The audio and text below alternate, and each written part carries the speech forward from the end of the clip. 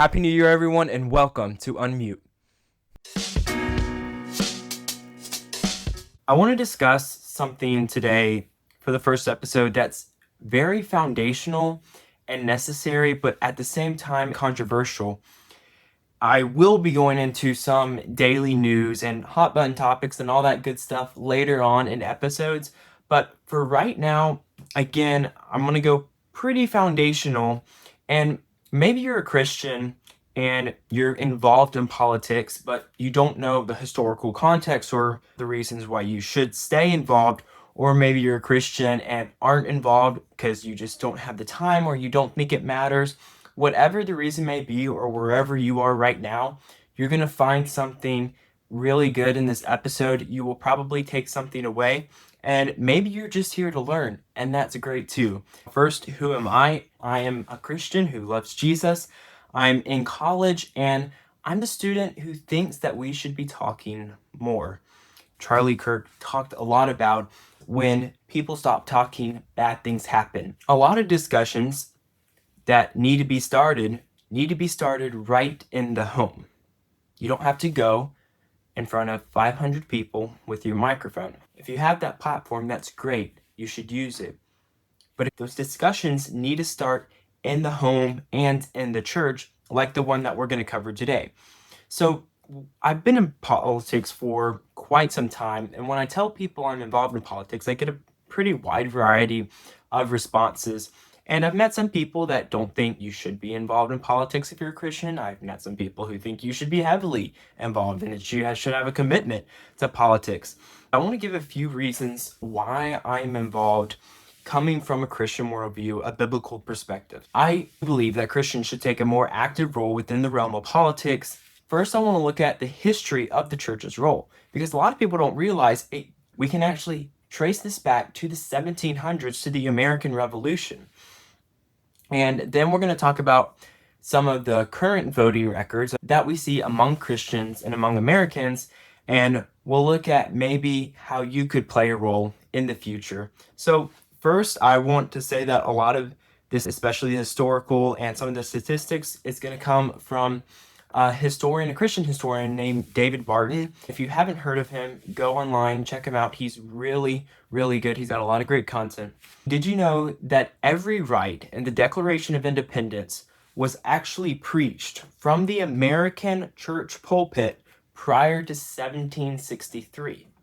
It's shocking, right? Every single right you will find in the Declaration of Independence originated in a pulpit or originated in Scripture. And this actually became known as the Black Robe Regimen because all these pastors wore black robes. The British actually said if it hadn't been for the Black Robe Regimen, America would still be a happy British colony. Of course, I don't think we would be very happy, but we would still be a British colony nonetheless. So even our enemies admitted that if it hadn't been for the church, for pastors speaking out about these things and getting involved in civic government, they would have won the war. And I'll go further into that. Take a look at the first three battles of the Revolution. And first, we'll start with the Battle of Lexington. Now, all three of these battles, and in the majority of the more than 80 battles in the Revolutionary War, were fought and won on a local basis. They were people in the hometown that came to fight. Taking a look at the Battle of Lexington, that morning of April 19th, 1775, 700 British soldiers came to invade Lexington, and we're often told that 70 brave townsmen went out with their guns and fought the British. While that's true, it's not actually the whole story. What occurred was the church of the Reverend Jonas Clark took out his church and they went and fought the British, and that's where the 70 men came from. There were 70 men in his church, and the head deacon of the church might be a name that sparks your memory. It was Captain John Parker. On the way to the battle, he kept reminding them of what the Reverend taught, and that was that scriptures say you can't be involved in an offensive war. You must be on the defensive side. If someone attacks you, you then have the right to self-defense. On the way to the war, Captain John Parker said, "Don't fire unless fired upon. But if they mean to have a war, then let it begin here." No British soldier fell, but we lost 18 American men. So the British moved through Lexington, and made their second stop at the North Bridge of Concord. Here, we're normally told that 400 brave soldiers went out to face the 700 British. And again, that's not the entire story, because it was the congregation of Reverend William Emerson that heard what would happen in Lexington. This is where we actually began to gain ground, and some of the British soldiers were killed. So the British reconsidered their strategy, and then we have the Battle of the Road to Boston. Now, here we're told that 4,500 Americans lined the road to Boston for an ambush. A lot of people don't ask, where did that 4,500 come from? And yes, they were Minutemen, but it was actually the churches of Reverend Benjamin Boughton and Reverend Payson Phillips who brought their churches out. These were Christians refusing for their communities to be taken over by the British. And if it hadn't been for these pastors and congregations standing up for what they believe, we literally would not have our country. We wouldn't have America as we know it. So I think that's just astounding to me that if you look back to the very beginning of the American Revolution, it was because of the church that we won those first few battles. If you made it this far, you're probably enjoying the content, so if you wouldn't mind, click that like button down below, subscribe to the channel, and click the notification bell so you're notified of new uploads. We've got a lot of fun things planned for 2026, and I wouldn't want you to miss out. Also, if you wouldn't mind, share this video with a couple family members or friends. Thank you, and let's get back to it. Now, it's obviously easy to see that we have a lot of evil in this world, and we can look at Matthew 24:10-11. And at that time, many will fall away and they'll betray one another and hate one another, and many false prophets will rise up and mislead many people. And we also live in a day and age of very weak churches, including their pastors, who many are afraid to resist evil, to speak out against it, even though in Acts 5:29, we are called to obey God rather than man. We should be thinking about, is this action going to please God? Not how much money will it make me or how many followers can I have? Now, while we don't have a current war that you can go and get your gun and go fight, we have a basic responsibility that so many millions of Americans, including Christians, overlook every year, every other year, and that's voting. And if we look at the numbers, it's actually pretty devastating. And I have a few statistics I want to share with you. Only 36% of American adults vote in presidential elections, but it gets better. Only 26% vote in off-year elections. This would be like your congressional representatives and your governor. Only 4% of adults vote in local elections, like your school board elections, and I'll talk a lot about that in a second. In 2024, 49% of people of faith were likely not going to vote.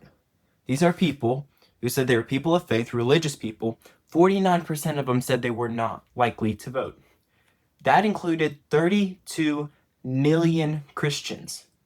In 2024 alone, 32 million Christians did not vote. Think about that. Now, I want to share a quote from Billy Graham, who actually agreed with this point of view. He said that Christians need to be involved in who governs our nation and how its laws impact the future. He recognized that if Christians stay out of government, you're only going to have non-Christians or many atheists and secularists in our government, which is going to lead to a lot of laws that restrict Christianity and that are against scriptures.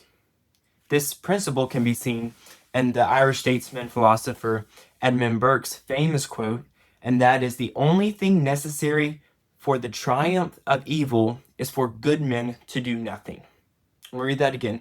The only thing necessary for the triumph of evil is for good men to do nothing.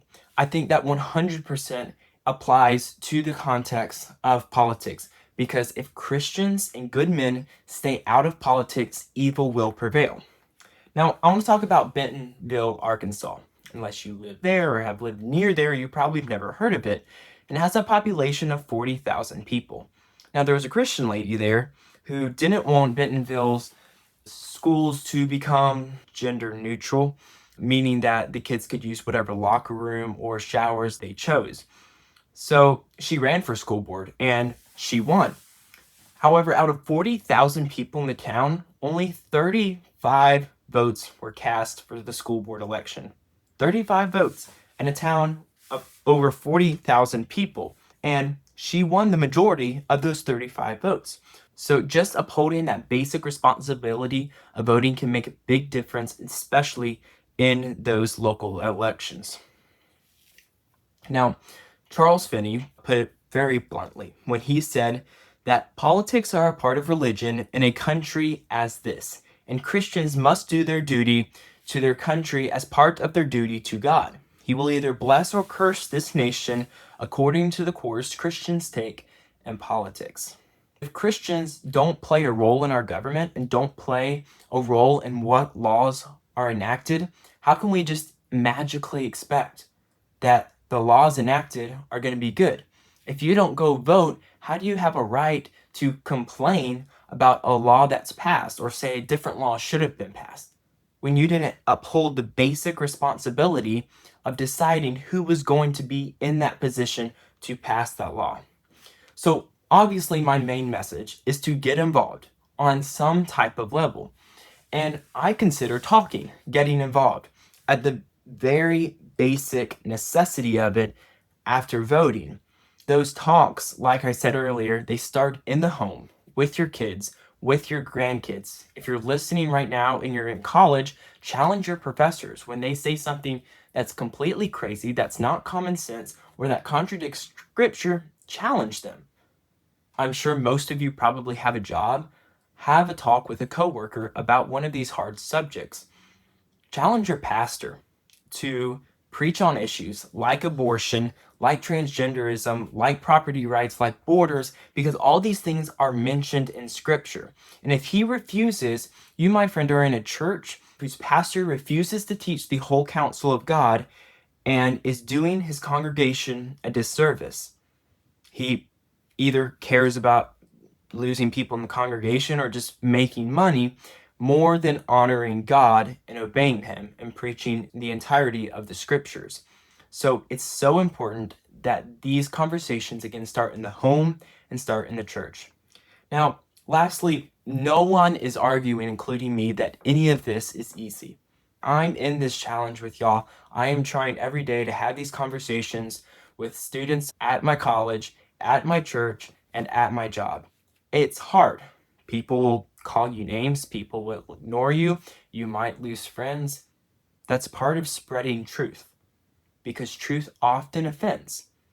One thing that Charlie Kirk talked a lot about was courage. And I love how he put it. He said, courage is doing the right thing when you're uncertain of the outcome.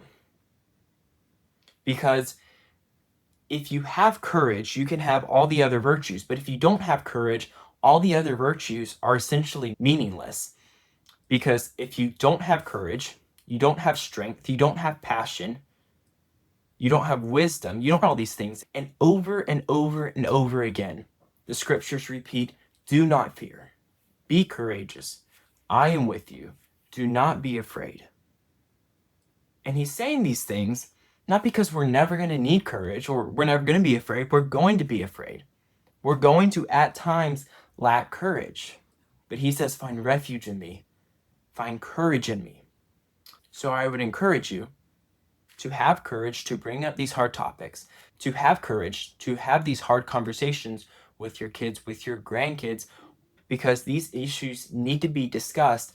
And I think growing up in a culture where we're told, don't talk about politics, don't talk about that in a social setting, it's controversial, it'll end relationships, don't do it, don't talk about religion, it's too much of a hot topic, we can't talk about that, has led to my generation not understanding so many different facets of Christianity, not understanding so many other religions, not understanding basic civics in America. Telling a generation that they can't talk about politics or religion has led to a generation that doesn't understand politics or religion. Now, that's not the case for everyone. I know that. I'm fully aware of that.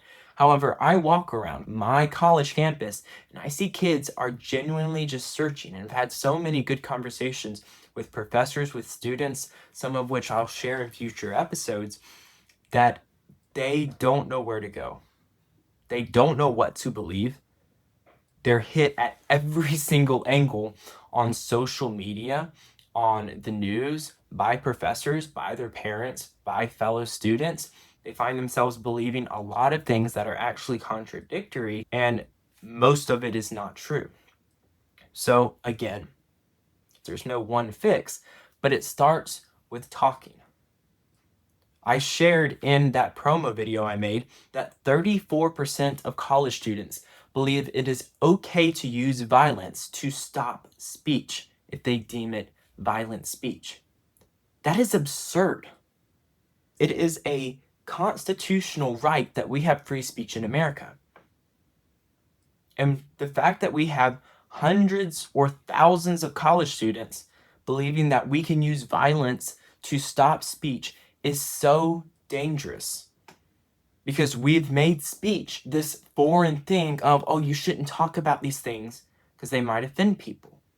Instead of avoiding disagreement, we should be teaching Gen Z and Gen Alpha how to handle disagreement in a way that you're not ending personal relationships, you're actually keeping them, deepening them, growing them, and finding some common ground, understanding their opinion while deepening an understanding of your own, challenging theirs while allowing your own opinions to be challenged, realizing that you might not be right on every single case. And these are all lessons that I've had to learn. So that's all I'm saying here, is go challenge some other people's beliefs. Allow your own to be challenged. Go have those hard conversations with your kids, with your grandkids, with your fellow students, with your coworkers, with your pastors, with your professors.